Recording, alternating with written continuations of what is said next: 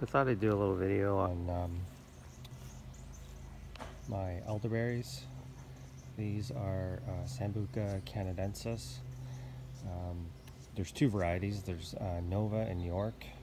You need two varieties. It helps with pollination. I think the ones on either end are the York, and the one in the middle might be the Nova.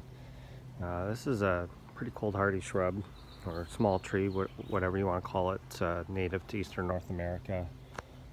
I used to always see these growing around kind of wet areas, boggy areas,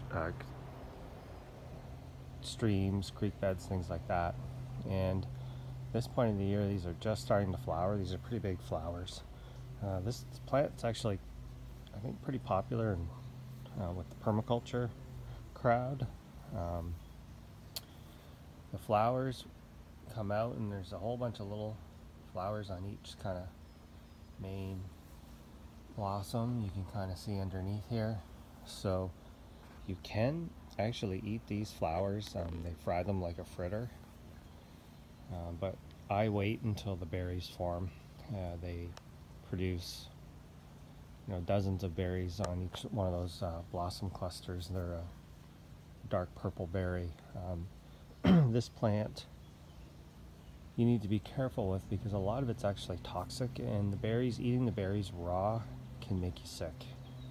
So what you want to do is pull the berries off of the stems. You don't want to eat the stems, and then you cook the berries, and you can either make wine or jam.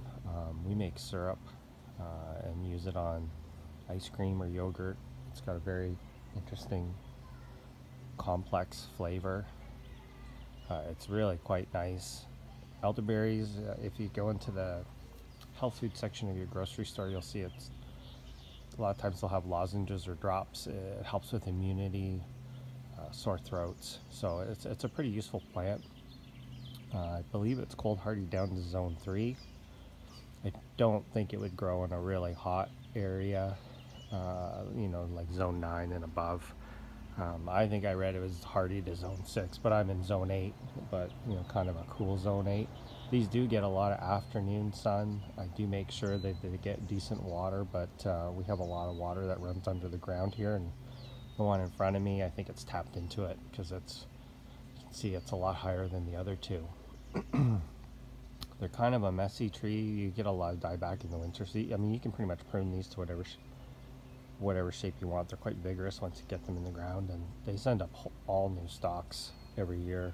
I'll kind of show you the base of this one. You can see the brown wood and you can see the green wood. The brown wood is from previous years, and the green wood is this year's growth, and the green on this particular plant is the highest point, and the leaves are much bigger and more vigorous. These ones are starting to look a little crappy. I can't really say why this plant doesn't look as good on the old growth. But anyway, I thought I'd show you these. It's a nice plant. You will read that they grow to 8 or 10 feet tall, but that's not true. They can grow much larger. I'd say these ones, the tallest one right now, it's in that range. It's definitely in that range and probably as wide. But it's a nice looking plant. And if you're interested in using the berries, it's definitely worth growing. If you have a kind of a boggy area or neglected area of your property, these would probably do quite well. They send up new suckers all the time, and so they spread pretty rapidly, and they grow very fast. These are about 2 years old, and when I put them in, they were just cuttings off of another plant, maybe 18 inches tall, and they've exploded into this. And I actually think that they would probably do better in the eastern part of North America than they do here. We do have native blue elderberry, I believe is what they call it, and I have some growing near my house, and the berries end up this really kind of smurf blue color. I've read mixed information whether or not it's edible, but the regular elderberries, Sambucus Canadensis, that's a good one to have. So anyway, thanks for watching.